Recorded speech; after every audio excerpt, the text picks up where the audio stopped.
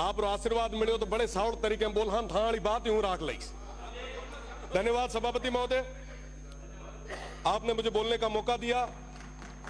सबसे पहले मैं शिव की जनता का धन्यवाद देना चाहूंगा कि उन्होंने एक अध्यापक के बेटे पे विश्वास जताया और प्रदेश की सबसे बड़ी पंचायत में सबसे युवा सदस्य बनने का मौका दिया। शिव की देवतुल्य जनता का मैं धन्यवाद देता हूं। साथ ही साथ मैं वर्तमान सरकार को बहुत बहुत धन्यवाद देता हूं कि वो यूथ पॉलिसी ले आए। घुमंतुओं और अर्ध घुमंतुओं के लिए पट्टे की व्यवस्था आपने की, जैसा कि पहले मैंने निवेदन किया था, इस सदन में मांग उठाई थी, उस पे काम हुआ, मैं उसकी बधाई देता हूं। साथ ही साथ राइजिंग राजस्थान एक सफल आपका आयोजन रहा, मैं उसकी भी आपको खूब खूब बधाई देता हूं। साथ ही साथ राइजिंग राजस्थान में हम सभी को जाने का मौका मिला, उसके एमओयू के बारे में पढ़ने का मौका मिला। रोज अखबारों में बहुत बड़ी बड़ी बातें उसको लेके लिखी जाती थी। 35 लाख करोड़ के एमओयू हुए, बहुत बढ़िया है, होना चाहिए, स्टेट आगे बढ़ना चाहिए, विकास होना चाहिए, बहुत ज्यादा जरूरी। और जब उसके अंदर देखा कि 35 लाख करोड़ के एमओयूज में और क्या क्या है, तब पता चला कि साहब 28 लाख करोड़ तो हमारे अक्षय ऊर्जा के हैं। बहुत अच्छी चीज है, सब स्टेट में ऊर्जा तो होनी चाहिए। अगर आप वेस्टर्न राजस्थान से ऊर्जा उत्पादित कर रहे हो, ये तो वाकई बहुत बड़ी चीज है, मैं इसके लिए धन्यवाद देता हूं। पर साहब इसकी कीमत कौन चुका रहा है? इसकी कीमत आज के समय में वो सीमांत के लोग चुका रहे हैं। उस अक्षय ऊर्जा के नाम पे आप जितनी भी बिजली जनरेट कर रहे हो, आप बताएं कि इस स्टेट को क्या मिल रहा है उसके बदले। पावर ग्रिड से हम आंध्रा को, तेलंगाना को, बाहर देश के अलग अलग राज्यों को बिजली दे रहे हैं। क्या हमारे किसानों को पूरी बिजली आज हम दे पा रहे हैं क्या? पेल घर मीना जिका चीज की जरूरत है वही तो पूर्ति आप कराओ। आज के समय में हमारे किसानों को कहीं बिजली नहीं मिल पा रही। जो जमीन थोड़ी बहुत बची थी ओरण और गोचर, उसको भी आपने पूरे तरीके से मल्टीनेशनल कंपनीज के चरणों में रख दिया। आज पूरे किसान बहुत ज्यादा परेशान है, पर उनकी बात कोई नहीं कर रहा। विकास की बात आई, हमने सोचा कि साहब मैन्युफैक्चरिंग यूनिट यहां लगेगी, खूब सारे युवाओं को रोजगार यहां मिलेगा। कई सारे लोगों ने तो कहा कि साहब विकास तो आपके वेस्टर्न राजस्थान में बरस जाएगा, आप देखो क्या होता है।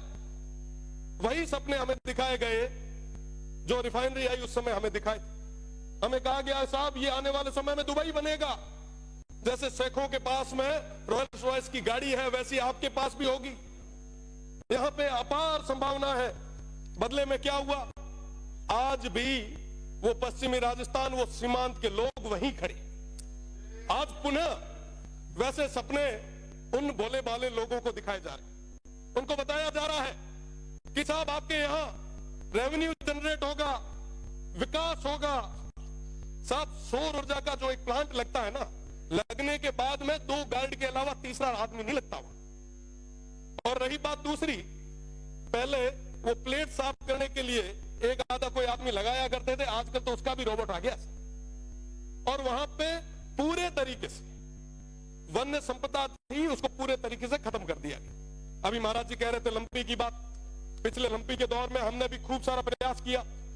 गाय हम सभी के लिए पवित्र है, भगवान रूपी है। पर साहब आप बताएं कि जब ये ओरण और गोचर खत्म हो जाएगा तो वो गौ माता कहां जाएगी? आज उसकी बात कौन कर रहा है?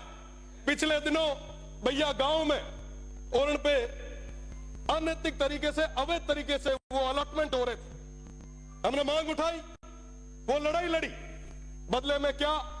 मुकदमे। क्या मुकदमों से डरा दोगे? क्या मुकदमों से दबा दोगे?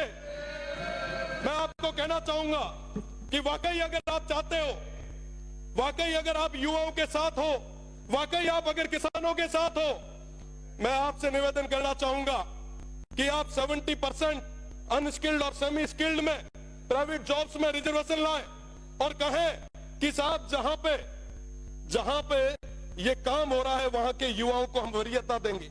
आप लाए? आप नहीं ला पाएंगे। मैं चैलेंज करता हूं, अगर आप ले आ पाए तो आप कहोगे वहां खड़े रहने के लिए हम लोग तैयार। साहब आज इस तरीके से आप ये जो काम कर रहे हैं वाकई बहुत दुखद है।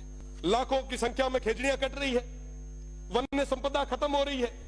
आप याद करो तेजाजी महाराज को बाबू जी को, हड़बू जी को, अमृता देवी जी को, जम्बेश्वर भगवान को, सब पर्यावरण के लिए उन्होंने क्या क्या नहीं किया। पर आज बदले में क्या हो रहा है? हम एक तरफ एक पेड़ मां के नाम लगा रहे हैं और दूसरे तरफ 100 पेड़ किसके नाम पे काट रहे हैं। जवाब मांगती है ये जनता, स्टेट देख रहा है। और मैं तो पश्चिमी राजस्थान के उन तमाम हमारे 47 माननीय सदस्यों से मैं कहना चाहूंगा, अगर समय रहते आपने उस क्षेत्र की आवाज को नहीं रखा तो वो जनता तैयार बैठी है।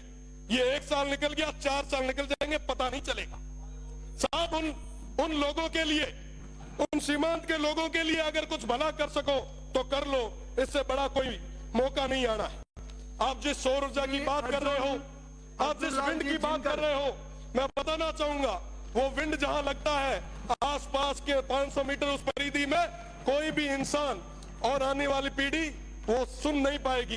ये स्थितियां उस क्षेत्र में पैदा होने वाली है। साहब बात करनी होगी। मैं तो निवेदन करूंगा सभापति जी से कि आप नहीं होगा। माननीय सभापति महोदय,